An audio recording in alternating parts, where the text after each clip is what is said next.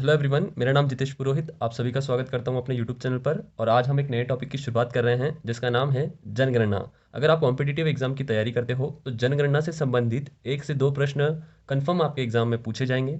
चाहे आप state board की तैयारी कर रहे हो या फिर आप कोई सेंट्रल की एग्जाम की कर रहे हो, कंफर्म यहाँ से प्रश्न आएगा ही आएगा। और आज की जो मैं वीडियो बनाने वाला हूँ इसमें मैं आपको जनगणना से संबंधित जो बेसिक जानकारियाँ हैं, क्योंकि कभी कभी प्रश्न बेसिक से भी पूछ लिया जाता है, इसीलिए हम आज की वीडियो में जनगणना से संबंधित जो बेसिक से प्रश्न हैं उनके बारे में डिस्कस करने वाले हैं। तथा उसी के साथ साथ जनगणना से संबंधित जो विश्व में कुछ आंकड़े हैं, जैसे 2011 में विश्व की जनगणना कितनी थी, कौन सा देश इसमें प्रथम स्थान पर रहा था, तथा उसके साथ साथ विश्व में जनघनत्व कितना था, ये सारी चीज़ों का हम डिस्कस करने वाले हैं। उसी के साथ साथ अगली दिन की जो वीडियो रहेगी उसमें मैं आपको भारत की जनगणना से संबंधित जानकारियां देने वाला हूं, जिसमें हम जनसंख्या, जनघनत्व, उसी के साथ साथ लिंगा अनुपात तथा साक्षरता दर कितनी है, ये सभी चीज़ों पर हम डिस्कस करने वाले हैं। और फिर उसके नेक्स्ट दिन हम राजस्थान की जनगणना, इससे संबंधित जितने भी प्रश्न बनेंगे, जितनी भी जानकारियां होगी, वो सभी हम वीडियो में डिस्कस करने वाले हैं। तो पूरा वीडियो को आप एंड तक जरूर देखें। और उसी के साथ मैं आप लोगों को बता देना चाहता हूं, आप सभी के संयोग से मेरे 160 से भी अधिक सब्सक्राइबर हो चुके हैं। तो आज का मैं टारगेट रखता हूं 170 सब्सक्राइबर का। अगर आप लोग मेरे चैनल पर नए हो तो चैनल को सब्सक्राइब जरूर करें तथा पास बने हुई बेल आइकन को प्रेस कर दें, ताकि जब भी वीडियो आए आप लोगों को नोटिफिकेशन मिलता रहे। और आज सुबह की वीडियो के लिए मैं आप लोगों से माफ़ी चाहूँगा, क्योंकि थोड़ी तबीयत खराब होने के कारण मैं मॉर्निंग वाली वीडियो नहीं बना पाया, लेकिन अगले दिन से वो वीडियो आप लोगों को प्रोवाइड करवा दी जाएगी। आज बस टॉपिक है हमारा जनगणना। तो आप सभी ने अपने दोस्तों में इस वीडियो की लिंक शेयर कर दी होगी। अब हम शुरुआत करते हैं जनगणना से संबंधित कुछ जो बेसिक से प्रश्न हैं, वो मैं आप लोगों को बताता हूं। जनगणना, इस नाम में ही 2 प्रश्न छुपे हुए हैं। लास्ट टाइम यहां से एक प्रश्न जरूर पूछा गया था कि जनगणना यह कौन सी सूची का विषय है और जनसंख्या यह कौन सी सूची का विषय है। दोनों नाम अलग अलग हैं, दोनों शब्द अलग हैं, इनका अर्थ भी अलग होता है। जनगणना यह कौन सी सूची का विषय है और जनसंख्या मोस्ट इंपॉर्टेंट क्वेश्चन है। ये क्वेश्चन पूछा भी गया है। अगर आप लोगों ने पिछले सालों के कुछ पेपर पढ़े होंगे तो आपको वहां पर ये क्वेश्चन जरूर मिला होगा। तो यहां पर मैं आपका ये डाउट क्लियर करना चाहता हूं। जनगणना यह है संघ सूची का विषय और जनसंख्या यह है समवर्ती सूची का विषय। आई होप कि आपका यहाँ पे ये डाउट क्लियर हो चुका होगा। जनगणना यह संघ सूची का विषय है और जनसंख्या यह समवर्ती सूची का विषय है। कमेंट करके बताओ कि संविधान में टोटल कितनी सूचियां हैं तथा उसी के साथ साथ संविधान के टोटल कितने भाग हैं। अपना आंसर मुझे कमेंट बॉक्स में ज़रूर रखें। तथा उसी के साथ अगर आपको कोई और अन्य जानकारी भी है तो वो भी आप कमेंट बॉक्स में रख सकते हो। अगर आप कमेंट नहीं करते हो तो मुझे बस आपको चीज़ें याद करवानी है। आप कहीं ना कहीं अपने नोटबुक में लिखिए। कमेंट नहीं करते हो कोई बात नहीं, बट अपनी नोटबुक में लिखो, ताकि आपको वो चीज़ याद आ जाए और आपको लंबे समय तक वो चीज़ याद रहे। मेरा यही उद्देश्य है। वीडियो को लाइक अगर आपको अच्छा लगता है तो करिए, नहीं करते हो कोई बात नहीं। लेकिन अगर आपको अच्छे तरीके से पढ़ाई करनी है तो नोट्स बना लीजिए और उन्हें रिवाइज करते रहिए। उसके बाद किसी किसी विद्यार्थी को संघ सूची और समवर्ती सूची ये क्या है ये भी नहीं पता होगा। जाहिर सी बात है, कोई विद्यार्थी जो नई शुरुआत करता है, कुछ कुछ शब्द उसे पहली बार ही सुनने को मिलते हैं, या ऐसा हो सकता है कि उसने इन चीज़ों को अभी तक पढ़ा नहीं है। तो यहाँ पर ये डाउट भी मैं आप लोगों का क्लियर कर देता हूँ। संघ सूची ये वह सूची होती है जिसके अंदर के नियम कानून केंद्र सरकार के द्वारा बनाए जाते हैं। जैसे जनगणना से संबंधित जो भी कानून बनेंगे, जो नियम बनाए जाएंगे, वह केंद्र सरकार के द्वारा बनाए जाएंगे। लेकिन जनसंख्या जो है, इस जनसंख्या के जो कानून नियम है, यह राज्य सरकार भी बना सकती है।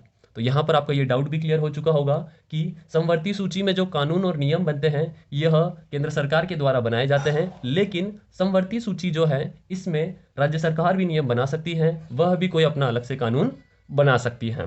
आई थिंक आपका ये छोटा सा टॉपिक यहाँ पे क्लियर हो चुका होगा। इसके बाद एक मोस्ट इंपॉर्टेंट प्रश्न है जो जनगणना नाम से ही पूछा जाता है कि जनगणना दिवस कब मनाया जाता है। मोस्ट इंपॉर्टेंट क्वेश्चन है, कई बार एग्जामों में पूछा जा चुका है कि जनगणना दिवस कब मनाया जाता है। तो आप सभी को पता होगा, जनगणना दिवस यह 11 जुलाई को मनाया जाता है। कब मनाया जाता है? 11 जुलाई को मनाया जाता है। अगर कोई विद्यार्थी इस 11 जुलाई से भी अधिक जानकारी रखना चाहता है तो मैं आप लोगों से एक प्रश्न पूछना चाहूंगा कि जनगणना दिवस जो 11 जुलाई को मनाया जाता है, यह सर्वप्रथम कब मनाया गया। कमेंट करके बताना कि जनगणना दिवस सर्वप्रथम कब मनाया गया। अगर मैं आप लोगों को ऑप्शन दे दूं तो 1988, 1989, 1990 या 1991। 4 ऑप्शन मैंने आप लोगों को दे दिए हैं। अपना ऑप्शन मुझे कमेंट करके ज़रूर बताएं कि जनगणना दिवस की शुरुआत कब से हुई थी। अब हम आते हैं जनगणना की तरफ। ये तो था हमारा जनगणना शब्द से बेसिक सा इंट्रोडक्शन। आई होप कि आप टॉपिक से क्लियर हो चुके होंगे, हमें क्या पढ़ना है, ये बातें आप लोगों को समझ में आ चुकी होगी।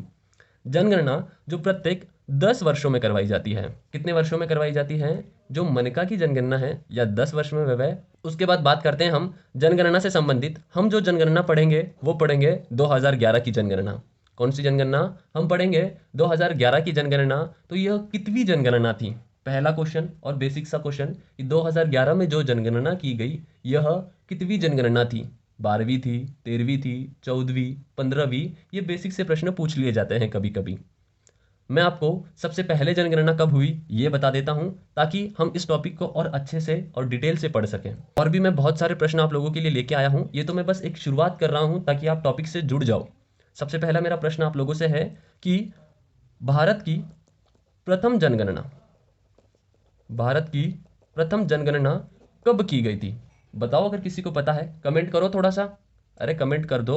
तो आप लोगों को याद रखना था कि भारत की प्रथम जनगणना जो की गई है 1872 में लॉर्ड मेयो के समय। किसके समय? लॉर्ड मेयो के समय ये हुई थी भारत की प्रथम जनगणना 1872 के समय में। उसी के साथ अगर आप लोगों से प्रश्न पूछ ले विधिवत तरीके से भारत की प्रथम जनगणना, कौन से तरीके से? विधिवत तरीके से। विधिवत, इसी को हम कहते हैं दशकीय जनगणना। कौन सी जनगणना? दशकीय जनगणना। मोस्ट इंपॉर्टेंट क्वेश्चन है, यहां से प्रश्न पूछे जाते हैं कि 2011 में जो जनगणना की थी यह कितवीं जनगणना थी। अगर ऐसा प्रश्न पूछा जाए तब आपको बताना है कि यह 15वीं जनगणना थी। लेकिन अगर यही प्रश्न कुछ इस प्रकार से पूछ ले कि 2011 में जो जनगणना की गई यह दशकीय जनगणना के हिसाब से कितवीं जनगणना थी, तब आपको बताना है यह 14वीं जनगणना थी। कितवीं जनगणना थी? 14वीं जनगणना थी। तो आप लोग यहां से समझ चुके होंगे कि जो प्रथम जनगणना हुई थी यह 1872 में हुई थी लॉर्ड मेयो के समय। लेकिन जो विधिवत तरीके से जो दशकीय जनगणना है यह जनगणना हुई थी 1881 के समय में लॉर्ड रिपन के काल में। किसके समय? लॉर्ड रिपन के समय में। लॉर्ड रिपन नाम सुना सुना सा याद आ रहा है आपको? लॉर्ड रिपन, ये वही लॉर्ड रिपन हैं जिन्हें स्थानीय स्वशासन का जनक कहा जाता है। क्या कहा जाता है? स्थानीय स्वशासन का जनक कहा जाता है। ये वही लॉर्ड रिपन है जिन्हें स्थानीय स्वशासन का जनक कहा जाता है। अब आपके सारी चीजें यहां से क्लियर हो चुकी होगी। अगर आपको 2011 की जनगणना से बेसिक प्रश्न पूछे तब आप बता सकते हो कि 2011 की जो जनगणना थी यह 15वीं जनगणना है। अगर दशकीय तरीके से पूछा जाए तो यह 14वीं जनगणना है। अगर पूछ ले कि भारत की प्रथम जनगणना कब हुई थी तो 1872 में लॉर्ड मेयो के समय, और दशकीय जनगणना या यूं कह लो विधिवत तरीके से जनगणना 1881 के समय लॉर्ड रिपन के काल में। लॉर्ड रिपन ये वही हैं जिन्हें स्थानीय स्वशासन का जनक कहा जाता है। अब मैं आपको कुछ और बेसिक से प्रश्न पूछना चाहूंगा कि स्वतंत्रता के बाद भारत की प्रथम जनगणना कब करवाई गई? मोस्ट इंपॉर्टेंट क्वेश्चन है कि स्वतंत्रता के बाद, किसके बाद? स्वतंत्रता के बाद भारत की प्रथम जनगणना कब करवाई गई? कमेंट करके बता सकते हो कि स्वतंत्रता के बाद भारत की प्रथम जनगणना कब करवाई गई। आप ये बिल्कुल भी फिक्र मत करना कि मैं इस तरीके से लिख रहा हूँ मतलब आप अपने नोट्स नहीं बना पाओगे अच्छे से। अगर आप वीडियो के साथ नोट्स बनाते हो तो बहुत ही अच्छी बात है। अदरवाइज आप मेरा व्हाट्सएप ग्रुप तथा टेलीग्राम ग्रुप ज्वाइन कर सकते हो। वहाँ पर मैं आपको इसकी PDF प्रोवाइड करवा दूंगा ताकि आप वहाँ से उन नोट्स को डाउनलोड कर सको और जब भी आपको पढ़ने का मन हो आप वहाँ से भी उसे पढ़ सकते हो। अगर वीडियो के साथ नोट्स बना रहे हो तो बहुत ही अच्छी बात है। अदरवाइज अगर आप नहीं बनाते हो फिर वीडियो चलते समय आपको नोट्स बनाने में थोड़ा प्रॉब्लम होता है तो आप व्हाट्सएप ग्रुप ज्वाइन कर लीजिए। दोनों ग्रुप की लिंक आपको डिस्क्रिप्शन में मिल जाएगी और आप वहां से उस PDF को डाउनलोड करके अपने नोट्स बना सकते हो। उसके बाद प्रश्न मेरा यह था कि स्वतंत्रता के बाद भारत की प्रथम जनगणना, तो इसका राइट आंसर हो जाएगा 1951। कितना आ जाएगा? 1951। उसके बाद मैं आपको एक और बेसिक सा प्रश्न पूछना चाहूंगा जनगणना से संबंधित कि जनगणना यह करवाता कौन है? बहुत ही अच्छा प्रश्न है, बेसिक प्रश्न है। अगर आपको पता है तो कमेंट जरूर करो कि जनगणना यह करवाता कौन है, या यूं कह लो जनगणना करवाने की जिम्मेदारी किसकी होती है। अपना आंसर मुझे कमेंट करके बताओ अगर आप लोगों को पता है तो। अदरवाइज आप वीडियो को पूरा ध्यानपूर्वक सुनते रहें, क्योंकि यहाँ से आपके बहुत ही बेसिक से नोट्स बनने वाले हैं और यहाँ से भी कभी कभी प्रश्न पूछ लिए जाते हैं। वरना उन आंकड़ों को तो आप याद ही नहीं रख पाओगे, क्योंकि बहुत मेसी सा हो जाएगा सारी चीज़ें अगर मैं आपको एक ही दिन में सब कुछ पढ़ा दूंगा। आज हम बेसिक इंट्रोडक्शन देखने वाले हैं, तथा उसी के साथ साथ विश्व से संबंधित जो कुछ नंबर्स हैं, जैसे विश्व की जनगणना तथा कौन सा देश प्रथम स्थान, दूसरा स्थान, उसके बाद 7 जो महाद्वीप हैं, इनसे संबंधित भी मैं आप लोगों को जानकारी देने वाला हूं। तो आप पूरा वीडियो को ध्यानपूर्वक देखते रहें। बात कर रहे थे हम कि जनगणना करवाता कौन है, ये हमारा मोस्ट इंपॉर्टेंट टॉपिक चल रहा था। जनगणना यह करवाने की जिम्मेदारी होती है गृह मंत्रालय की। किसकी जिम्मेदारी होती है? गृह मंत्रालय की यह जिम्मेदारी होती है। और आप मुझे कमेंट करके बताओ कि वर्तमान में हमारे गृह मंत्री कौन हैं। अब आप लोगों के मन में बात आ रही होगी कि ये जो जनगणना है, क्या यह गृह मंत्रालय करता है? गृह मंत्रालय की जिम्मेदारी होती है, लेकिन गृह मंत्रालय क्या करता है? एक आयोग का गठन करता है, जिस आयोग का नाम होता है जनगणना आयोग। कौन सा आयोग? जनगणना आयोग। और इस जनगणना आयोग का एक अध्यक्ष होता है, उसे कहा जाता है जनगणना आयुक्त। क्या कहा जाता है? जनगणना आयुक्त। तो मैं यहां से आपको एक प्रश्न पूछना चाहूंगा, मुझे कमेंट करके बताओ कि भारत के प्रथम जनगणना आयुक्त कौन थे, और 2011 में जो जनगणना हुई उस समय जनगणना आयुक्त कौन थे? बहुत ही इंपॉर्टेंट क्वेश्चन है। आप लोगों को लग रहा होगा कि ये प्रश्न यहाँ से नहीं पूछे जाते, लेकिन डायरेक्टली कभी कभी आपको नाम से भी प्रश्न पूछे जाते हैं। तो यहाँ से आप इस जानकारी को क्लियर रखिए कि भारत के जो प्रथम जनगणना आयुक्त है, इनका नाम था प्लोडन। क्या नाम था? प्लोडन इनका नाम था। और जो 2011 में बने थे, इनका नाम है चंद्रमौली। क्या नाम था? इनका नाम था चंद्रमौली।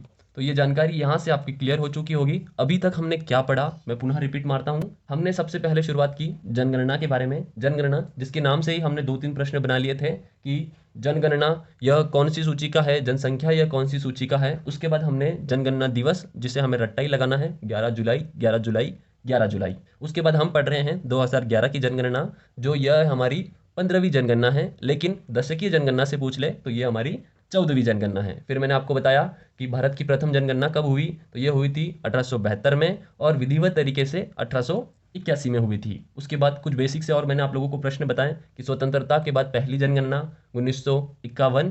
फिर उसके बाद हमने पढ़ा कि जनगणना करवाने की जिम्मेदारी किसकी होती है, तो यह गृह मंत्रालय की होती है। वो क्या करता है? जनगणना आयोग की नियुक्ति करता है। और उसके अध्यक्षों के बारे में हमने पढ़ा। जो भारत के प्रथम बने उनका नाम था प्लोडन, और जो 2011 के समय थे उनका नाम था चंद्रमौली। यही नाम हमें राजस्थान के अकॉर्डिंग भी पढ़ना पड़ेगा, तो वो मैं आज नहीं पढ़ा रहा हूँ, क्योंकि आपको इतनी सारी चीज़ें अगर एक ही दिन में याद करोगे तो सारी चीज़ें भूल जाओगे। इसीलिए इन बेसिक सी चीज़ों को पहले याद करिए, फिर जो नंबर हैं उन्हें मैं आपको ट्रिक के द्वारा कैसे याद करना है, ये मैं अगली वीडियो में आप लोगों को बताता रहूँगा। अब हम बात कर रहे थे कुछ विश्व की जनगणना से संबंधित। ये तो हमारी खत्म हुई बेसिक जानकारी। जनगणना नाम से ही इतने सारे प्रश्न पूछे जाते हैं। अब हम विश्व की बात कर रहे हैं, तो विश्व में 2011 में विश्व की जनसंख्या कितनी थी? एक बेसिक सा क्वेश्चन पूछा मैंने आप लोगों से कि 2011 में विश्व की जनसंख्या कितनी थी, तो आप लोगों का सही आंसर आ रहा है 2011 में विश्व में जनसंख्या थी 7 अरब। कितनी जनसंख्या थी? 7 अरब की जनसंख्या जो 2011 विश्व में थी। इसमें सबसे प्रथम स्थान पर कौन सा देश था, दूसरे स्थान पर कौन सा देश था, ये दो का नाम याद कर लो। तथा तीसरा और चौथा, ये बस मैं आप लोगों को अधिक जानकारी के लिए बता रहा हूँ। सबसे पहले नंबर पर आप सभी को पता है कौन सा देश था? चीन था। कौन था भाई? चीन था सबसे पहले स्थान पर। और दूसरे नंबर पर था अपना भारत। तो जनसंख्या में विश्व में भारत का कितना स्थान है? दूसरा स्थान है। और क्षेत्रफल की दृष्टि से भारत का कितवां स्थान है विश्व में, आप मुझे कमेंट करके बताओ। उसके साथ साथ अगर आपको भारत का क्षेत्रफल याद है तो वो भी आप कमेंट करके लिख सकते हो। तथा भारत की उत्तर से लेकर दक्षिण की लंबाई लिख सकते हो, पूरब से लेकर पश्चिम की लंबाई लिख सकते हो। इन दोनों के मध्य कितना अंतर है ये भी आप लिख सकते हो। बात कर रहे थे हम जनगणना के बारे में। टॉपिक से हमें छूटना नहीं है, वीडियो में छोटी बनाने वाला हूं ताकि आपको जानकारी अच्छी दे सकूं। 2011 बात कर रहे हैं हम विश्व की जनगणना से संबंधित कि 2011 में चीन की जनसंख्या कितनी थी। उसी के साथ साथ तीसरे स्थान पर जो देश था उसका नाम है यूएसए। क्या नाम है भाई इसका? यूएसए इसका नाम था। और चौथे नंबर पे जो था उसका नाम था इंडोनेशिया। क्या नाम था भाई? इंडोनेशिया। तो ये 4 नाम आपको याद रखने हैं। पहला दूसरा याद रख लो, तीसरा चौथा याद नहीं रहा तो अभी कोई बात नहीं, बस अधिक जानकारी के लिए मैं आप लोगों को बता रहा हूँ। USA, Indonesia. तो अब 7 अरब में से चीन की जनसंख्या कितनी थी और भारत की जनसंख्या कितनी थी? तो भारत की तो लगभग सभी को पता होगी। बताओ, कमेंट करके बताओ भारत की जनसंख्या कितनी थी। लेकिन बहुत से बच्चों को चीन की जनसंख्या याद नहीं होगी, तो मैं आप लोगों को बता देता हूं कि 2011 में चीन की जनसंख्या थी 134.6 करोड़। कितनी थी? 134.6 करोड़ थी। और भारत की जनसंख्या थी 121.06 करोड़। कितनी करोड़? 121.06 करोड़। अब कोई कहेगा सर हमने तो अरब सुना था, तो अरब सुना था तो वो ऐसा लिखा जाता है 1.21 अरब। ये भारत की जनसंख्या अरब में लिखी जाती है, 1.21 अरब ये भारत की जनसंख्या है। लेकिन अगर हम करोड़ में पढ़ते हैं तब हमें 121.06 करोड़ पढ़ना पड़ता है। अगर यहां से कभी कभी एक और प्रश्न पूछ लिया जाता है कि जो विश्व की जनसंख्या है उसमें चीन का कितना प्रतिशत है, तो पूरे विश्व में चीन का 19% है जनसंख्या में। और अगर भारत की बात करें तो भारत का है 17.5%। कितना प्रतिशत है? 17.5% है। तो ये थी आपकी बेसिक सी जानकारी जो विश्व से संबंधित है। 7 अरब, चीन की 134, भारत की 121। फिर तीसरे नंबर पर यूएसए, चौथे नंबर पर इंडोनेशिया। उसके बाद मैंने आपको कहा कि मैं कुछ महाद्वीपों से भी आपको जानकारी देने वाला हूं। जैसे कभी कभी बेसिक सा प्रश्न पूछ लिया जाता है कि सबसे बड़ा महाद्वीप कौन सा है और सबसे छोटा महाद्वीप कौन सा है, तो आप ये सभी को पता होगा। सबसे बड़ा महाद्वीप एशिया महाद्वीप, सबसे छोटा महाद्वीप कौन सा? ऑस्ट्रेलिया महाद्वीप। लेकिन हम जनगणना पढ़ रहे हैं, इसीलिए मैं आपको बता देना चाहता हूं कि जनसंख्या में सबसे बड़ा महाद्वीप कौन सा है। तो आपको याद रखना है एशिया महाद्वीप। ये ऐसा महाद्वीप है जो जनसंख्या में भी सर्वाधिक है तथा क्षेत्रफल में भी सर्वाधिक है। अब मुझे आप कमेंट करके बताओ कि न्यूनतम जनसंख्या वाला महाद्वीप कौन सा है।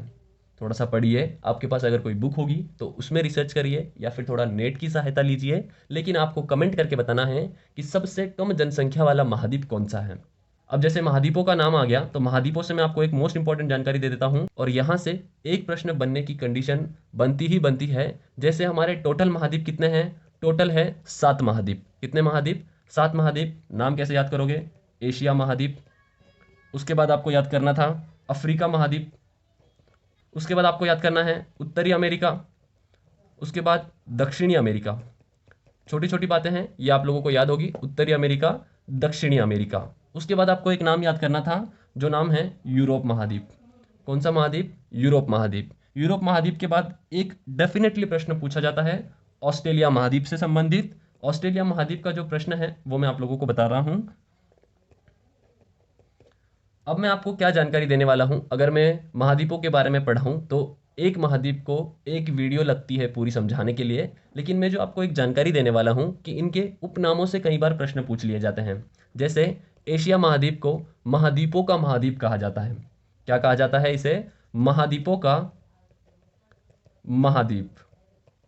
उसी के साथ साथ अफ्रीका महाद्वीप को क्या कहा जाता है? तो अफ्रीका महाद्वीप को अंध महाद्वीप कहा जाता है। कौन सा महाद्वीप कहा जाता है? यो तो अंधो महाद्वीप है। किसो महाद्वीप है? अंधो महाद्वीप, या इसे अंध महाद्वीप कहा जाता है। उसके साथ साथ उत्तरी अमेरिका और दक्षिणी अमेरिका, बहुत ही ईजी तरीके से बता रहा हूं।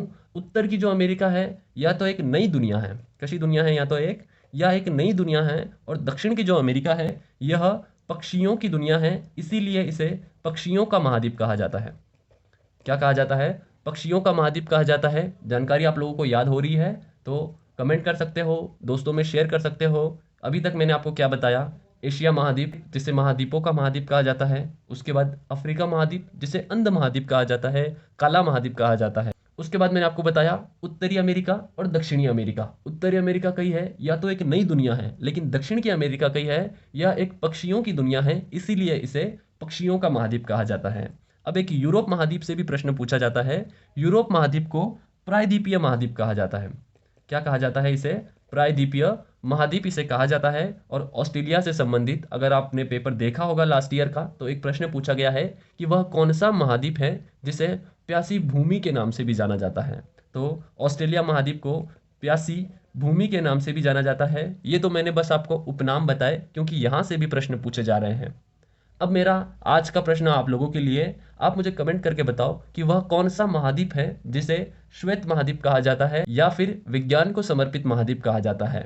आपको उसका नाम कमेंट करके बताना है। और ये थी आज की बेसिक सी जानकारी कैसी लगी मुझे कमेंट करके जरूर बताएं। अगर कुछ कमी रह गई हो, आप लोगों को अच्छे से नहीं दिखा हो, तो भी आप तो भी आप कमेंट कर सकते हो। ये सारी चीज़ें आगे की वीडियो में सुधार कर ली जाएगी। और अगर आपको यहाँ से नहीं समझ में आ रहा है तो आप मेरा व्हाट्सअप ग्रुप ज्वाइन कर लीजिए, वहाँ पर मैं आपको PDF प्रोवाइड कर दूंगा। वीडियो कैसी लगी कमेंट करके ज़रूर बताना। और आज का मेरा टारगेट था 160 सब्सक्राइबर का। अगर आप लोगों ने अभी तक सब्सक्राइब नहीं किया है तो इसे सब्सक्राइब जरूर करें तथा इसे जितना हो सके उतना अपने दोस्तों में शेयर करते रहें। आप सभी को मिलके 170 सब्सक्राइबर पूरे करवाने हैं, तो इसे जितना हो सके उतना अपने दोस्तों में शेयर करते रहें। तो आज की वीडियो में यहीं पर समाप्त करता हूँ। जय हिंद, जय भारत।